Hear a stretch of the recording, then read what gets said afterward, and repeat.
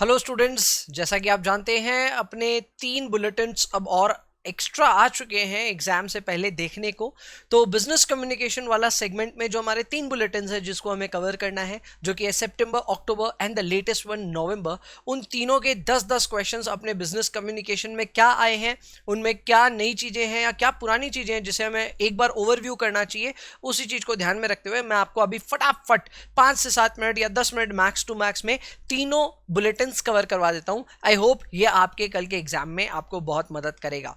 तो चलो शुरू करते हैं विद सबसे पहले सितंबर 2020 का bulletin and let me take you to the questions here. Okay, तो ये है अपने सैंपल क्वेश्चन सितंबर के बुलेटिन से एंड बहुत सिंपल क्वेश्चंस थे।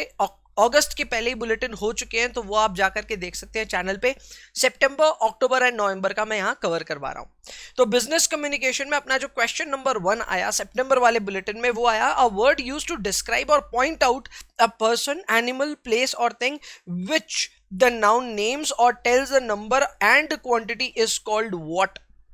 बेसिकली यहाँ पे जो एक चीज नोटिस करने की है वो ये है कि एक तो ये पार्ट ऑफ स्पीच से आया है क्वेश्चन एंड यहाँ पे वर्ड जो यूज हुआ है वो है डिस्क्राइब। डिस्क्राइब वर्ड एक्चुअल में होता है whenever you are describing a noun it is known as adjective, clear है। एंड वर्ब होता है जब आप कोई एक्शन, जैसे हम क्रिया कहते हैं हिंदी में, अगर आप कोई एक्शन को शो करो तो वो वर्ब होता है। नाउन आप सबको पता है, किसी भी प्लेस, किसी भी थिंग, किसी भी मैं कह सकता हूं ऑब्जेक्ट का अगर आप नामकरण करो तो उसे हम कहते हैं नाउन। एंड इसके अलावा अगर हम लोगों को या फिर ऑब्जेक्ट या टाइम को आपस में कनेक्ट करवा रहे हैं तो उसे हम कनेक्ट करते हैं थ्रू प्रीपोजिशंस। तो यहाँ पे 4 ऑप्शंस जो थे उनको मैंने इलैबोरेट किया है आपके एक्सप्लेनेशन के लिए, बट हमें पता है इसका जवाब होगा adjectives.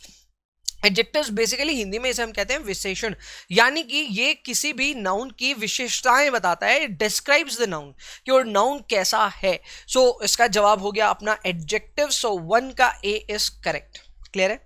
Next up is question number 2. Question number 2 is a dash by definition is placed before a noun or is equivalent in order to show its relationship in terms of time place। भाई अभी time place वाली बात हमने just अभी पढ़ी थी कि अगर हम दो नाउन्स को आपस में कनेक्ट कराना चाहें तो फिर उनमें जो टाइम प्लेस वगैरह को कनेक्ट करते हुए आप जो वर्ड्स यूज कर रहे हो उन्हें हम कहते हैं प्रीपोजिशंस। इसकी धुरंधर प्रैक्टिस करनी चाहिए क्योंकि ये एग्जाम में theoretically as well as practically दोनों एग्जाम में बहुत रेलिवेंट है एंड सारे कॉम्पिटिटिव एग्जाम्स में बहुत इंपॉर्टेंट है, तो ऑब्वियसली CSET में भी होगा।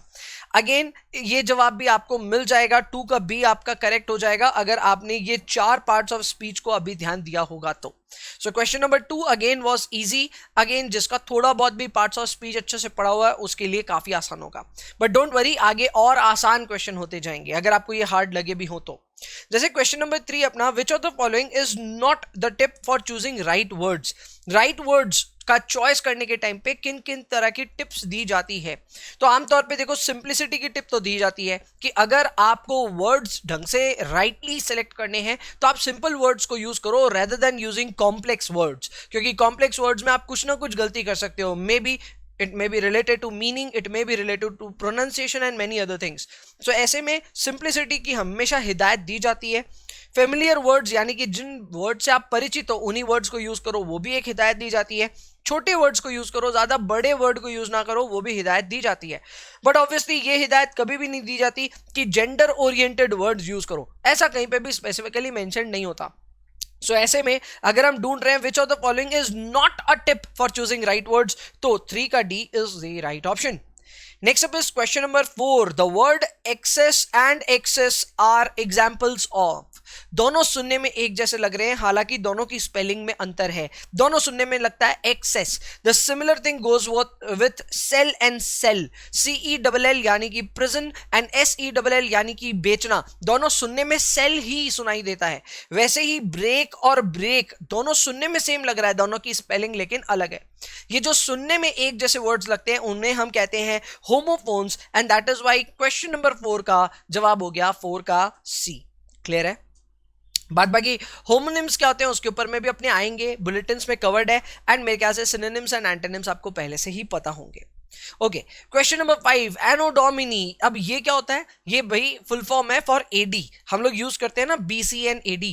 सो BC is before Christ, AD is anno domini, जिसका मतलब होता है the birth year of Christ, यानी कि ये हो गया अपना in the year of lord इसका जवाब। सो 5 का डी एनो डोमिनी। क्लियर है? Question number 6, which of the following are the requisite skill for comprehension?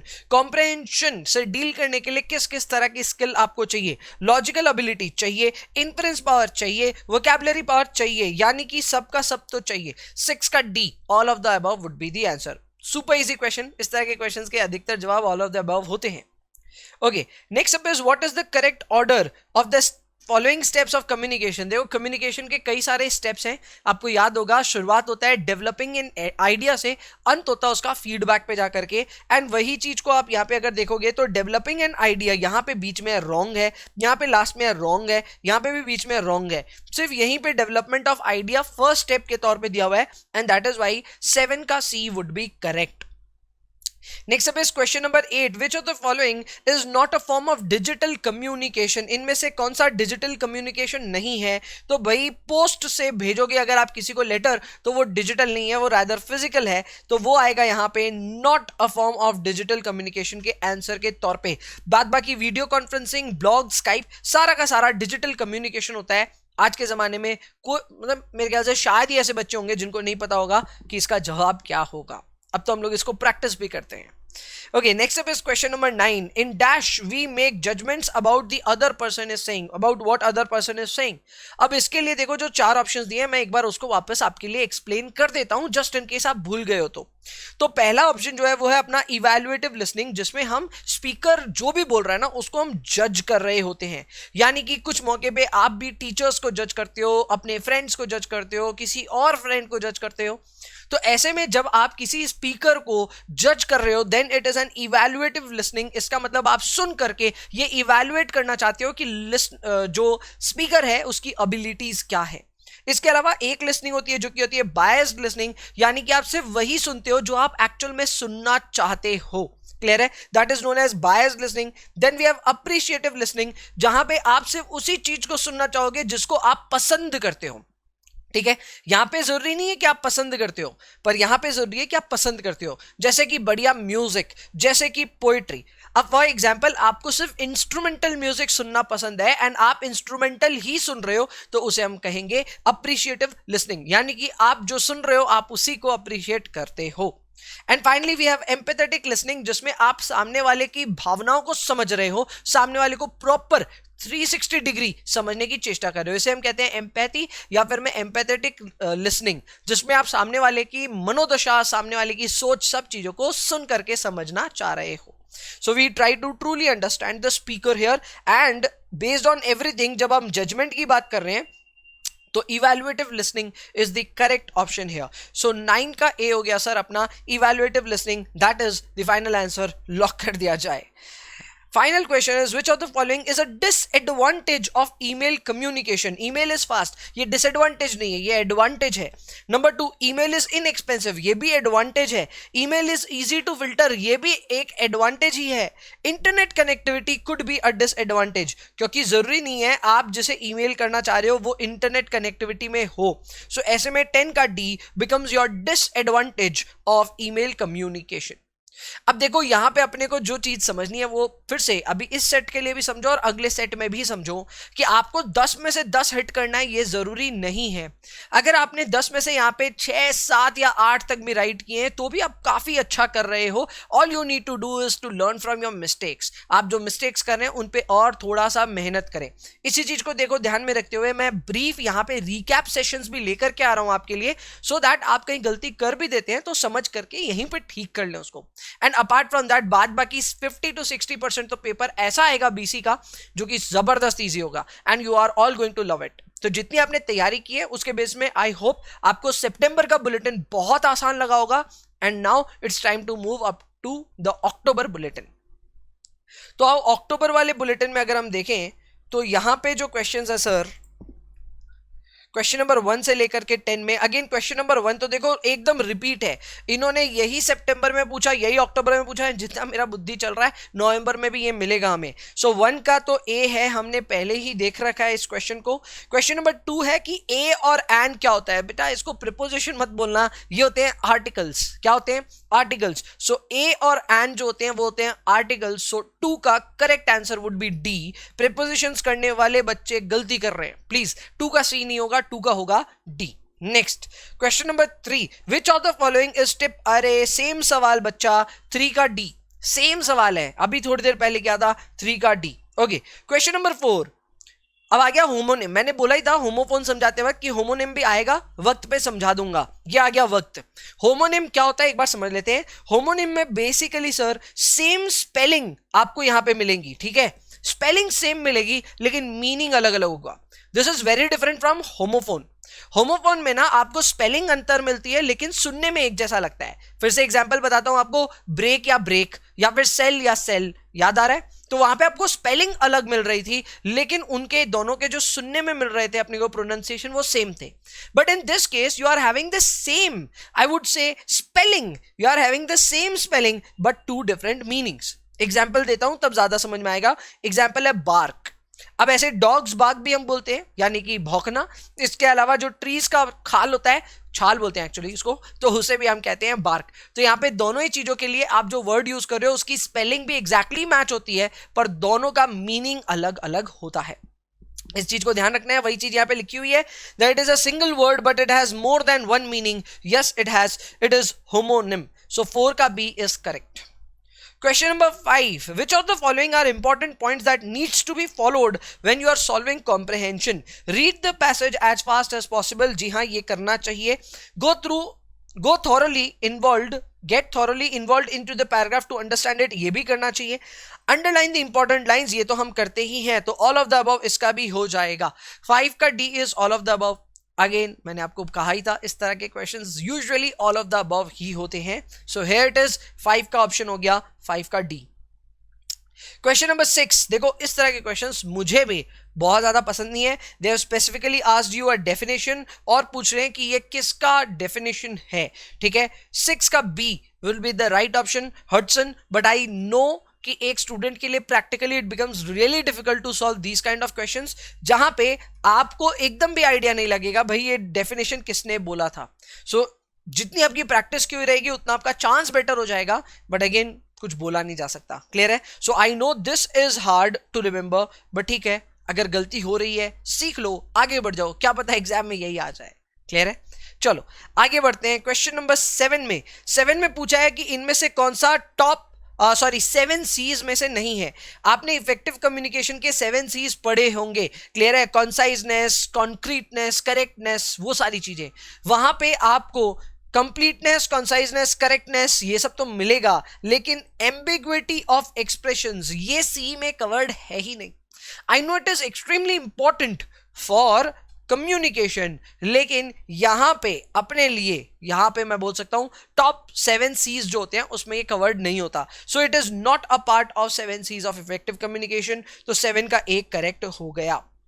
Again, question number 8. Which of the following is purpose of listening? To specifically focus on the messages being communicated. एकदम सही लग रहा है ये सुनने में।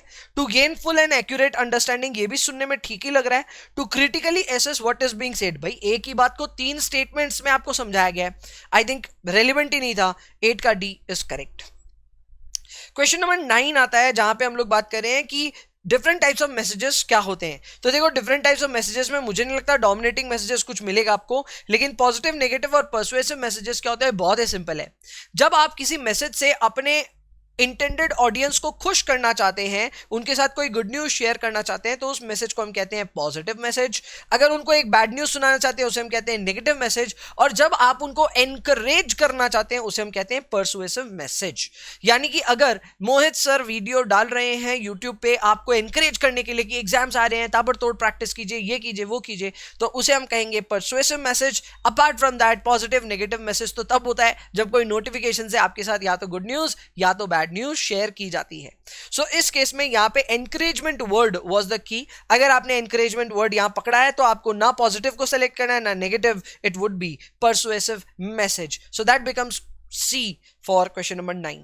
And finally question number 10 तो यार मेरे हिसाब से बिजनेस स्टडीज या फिर जिसे हम कॉमर्स कहते थे उसमें से है, बहुत ही सिंपल सा ये टॉपिक है। यहाँ पे पूछा जा रहा है कि भाई अगर आप कोई ऐसा कमर्शियल प्रोसेस कर रहे हैं जिससे आप प्रमोशन, सेलिंग और डिस्ट्रीब्यूशन कर रहे हैं अपने प्रोडक्ट्स एंड सर्विसेज का, उसे हम क्या कहेंगे भाई? उसे कहते हैं मार्केटिंग। बच्चा बच्चा जानता है मार्केटिंग क्या होता है, एंड ये मार्केटिंग का ही यहाँ पे डेफिनेशन था जिसको हमने आराम से क्रैक कर लिया। सो ये था क्वेश्चन नंबर 10 का option A, which is correct. Again अब यहाँ पे अगर आप इंट्रोस्पेक्शन करेंगे तो इस मंथ के बुलेटिन में भी जो 10 क्वेश्चन आए थे, आई एम डेफिनेटली श्योर कि आपके 10 में से 6, 7 या उससे ज्यादा राइट हुए ही होंगे। सो ऐसे में जितने ज्यादा क्वेश्चंस आपके राइट हो रहे हैं ऑब्वियसली वो आपको उतना कंफर्ट देगा एंड कहीं पे भी डरने की कोई बात नहीं होगी, because business communication after all is a very scoring area और आप बहुत अच्छा करोगे, डोंट वरी। एक लास्ट टॉपिक अपना बाकी है जो कि है अपना नवंबर का बुलेटिन। सो सर ये है अपना नवंबर का bulletin and the questions are these. Okay, पहला क्वेश्चन आया अपने सामने, dash are the names given in common to all person, places, things और सेम क्लास और ऑफ द सेम क्लास, जिसमें बैंक, शॉप या फिर मार्केट का एग्जाम्पल दिया हुआ है। तो देखो ये तो होते हैं अपने कॉमन नाउन्स। कॉमन नाउन्स क्या होते हैं समझो, एक जैसी चीजों को ना एक ही नाम दे दिया जाता है। फॉर एग्जाम्पल अगर आप देख रहे हैं कि भाई शटर लगा हुआ है, अंदर में कोई आदमी बैठा है जो कुछ प्रोडक्ट्स डिस्प्ले करके रखा है, क्लियर है, आपसे पूछा जाए ये क्या है तो आप बोलोगे ये दुकान है। थोड़ी दूर जाएंगे सेम वैसा ही स्ट्रक्चर दिखेगा, पूछा जाएगा ये क्या, आप बोलोगे ये भी दुकान है।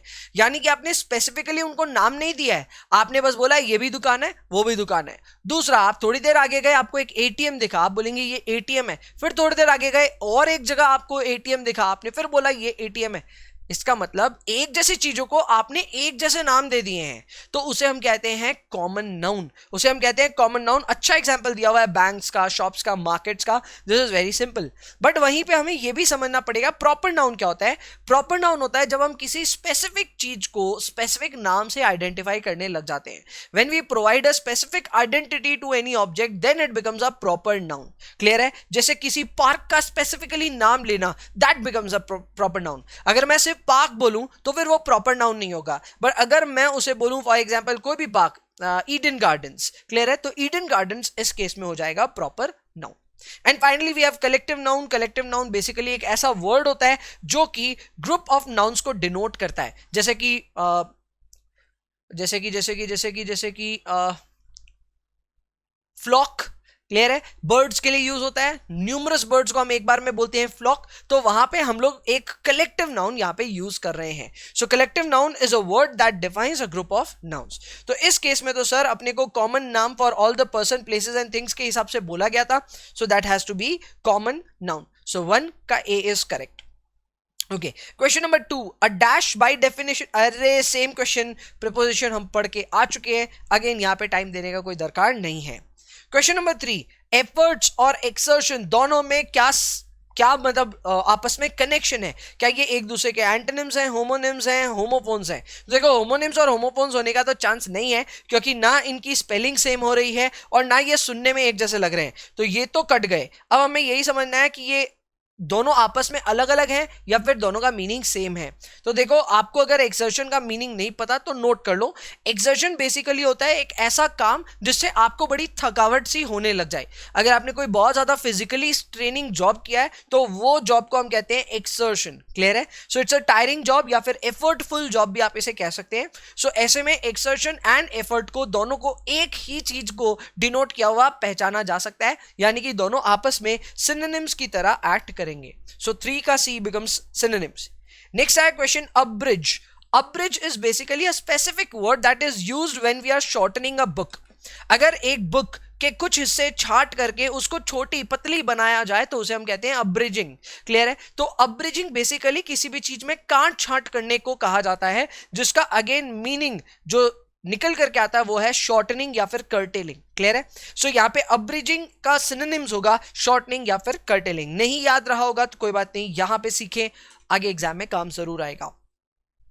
Finally which of the following is our important strategy, ये हमने पहले पढ़ चुके हैं, 5 का डी होगा। थोड़ी देर पहले ही सेम क्वेश्चन किया था, देख रहे हैं कितना ओवरलैप हो रहा है आपस में।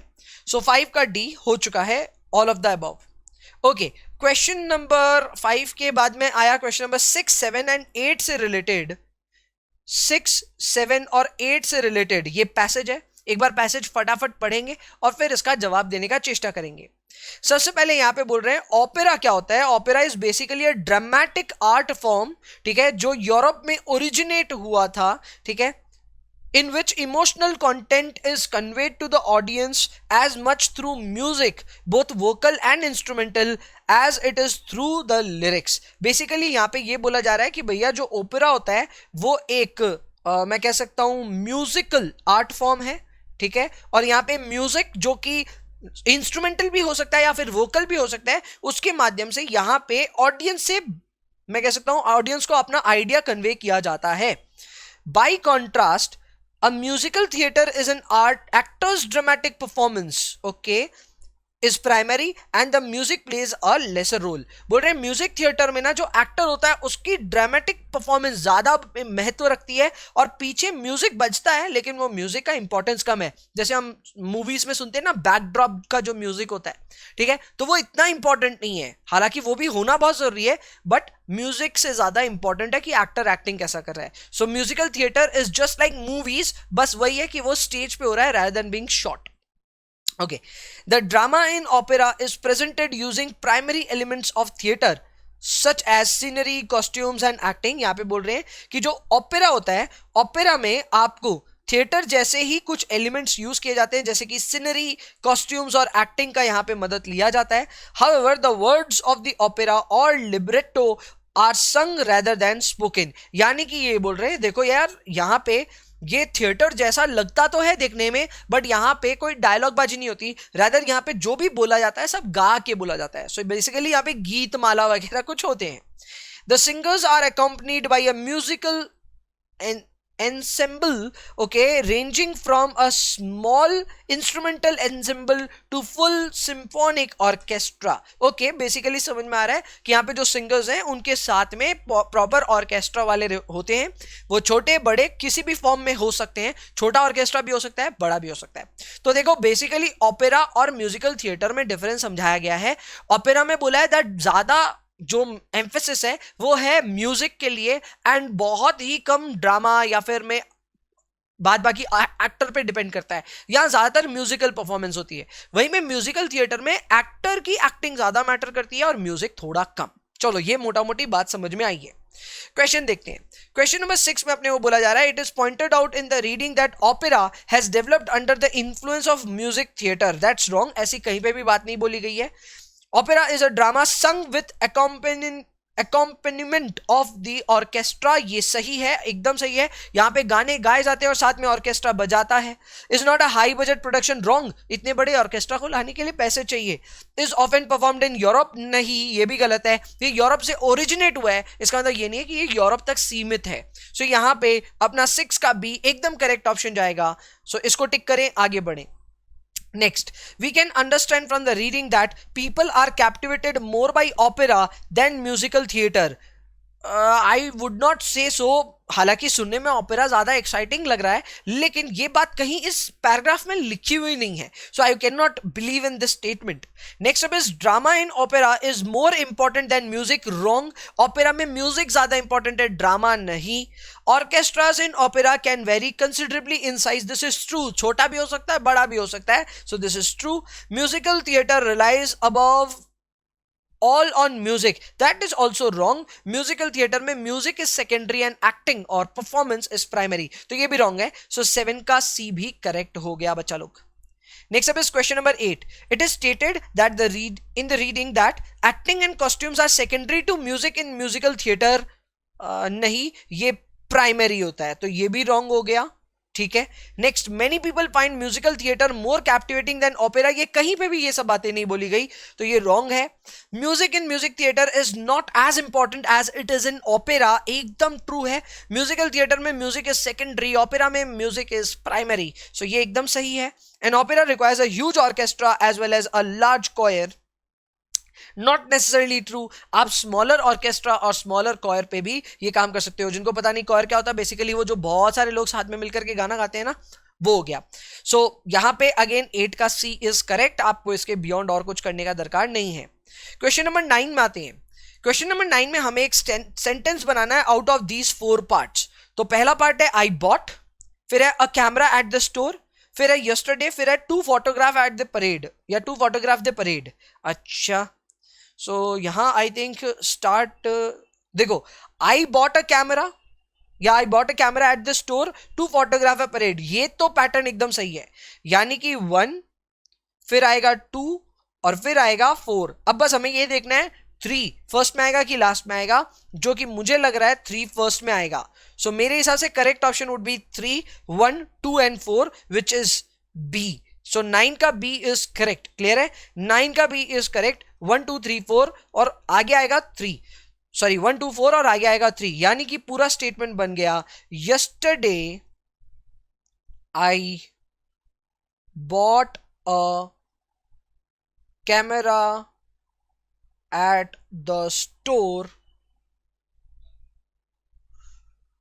to photograph the parade, to photograph the parade, as simple as that.